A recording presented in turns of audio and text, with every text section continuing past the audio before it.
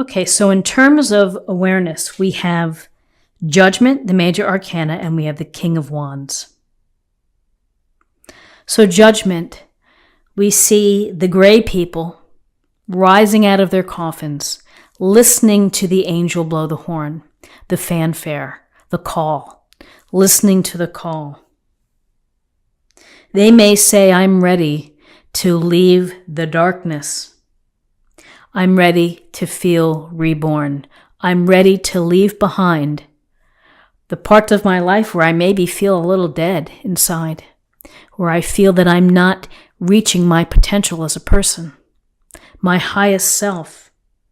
Because the angel wants them to hear the call and to judge, to use judgment to think about one's life.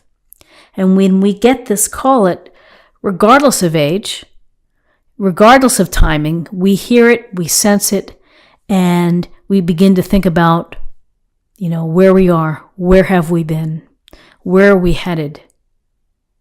And so with Judgment, you have the chance to be reborn and to really forgive what happened before. You get that ritual cleansing of being fresh and clean and ready for whatever path is going to help you reach your best self. And that's what Judgment brings. It's the judgment of our actions and our life.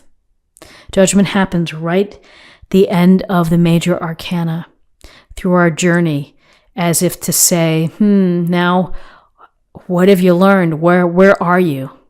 You have to answer these questions. These answers come from within. So with this call to being reborn, having a chance for transformation, for, again, restructuring, for new opportunities, new cycles. Here's the King of Wands. The absolute best in a character or an archetype who would be dynamic and someone who would take advantage of personal powers and talents and abilities, using all of them to create this very rich and fulfilling life, focused on passions, focused on excitement and enthusiasms and getting to that place. And if things don't work out, oh well, on to the next. Charisma, capable, for the most part fair. So this King of Wands could be coming in to say, act, take action, use your power, use your talents and your abilities, and network, make things happen, take the first steps. You can create a successful life by understanding yourself, understanding what you do well, and matching them together into, what you're passionate about.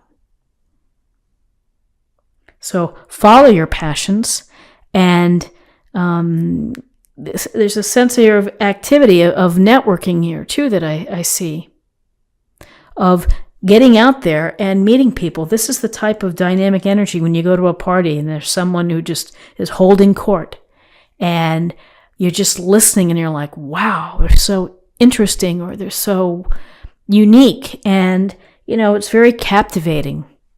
And there's no reason why you can't be captivating in your own life. And for you to make the magic by virtue of your talents, your abilities, and your passions of what you really want to do. You may have a clearer picture after you've had Judgment and the evaluation of self.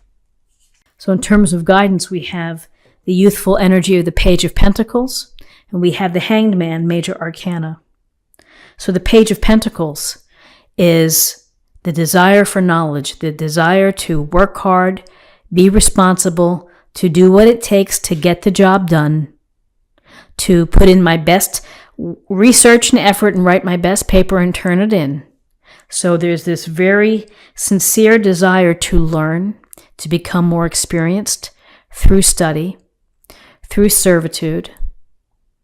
And if I do that, then I'm going to be able to get some more of these pentacles, and I'm going to be able to carve my own path. It's with knowledge behind me And it's with hard work, and it's with this pentacle approach of being grounded and pragmatic and having a plan that helps me become a more successful activator of my own power, such as the King of Wands. So with this desire for knowledge, here we have the Hanged Man. The Hanged Man who's not going anywhere from this position. So he's become comfortable from where he's hanging. He's just hanging out. And it could be a pause. It could be a temporary, time out. You may be holding off on making a decision this week. You may be looking at things differently because you have to. When you're upside down, you see things differently. It may provide you with some inspiration. It may point you in a different direction. It may help you process some things that you're working on, is to approach it from a different way. But there's a sense here of just suspension and holding on and, maybe not making any fast and furious decisions this week.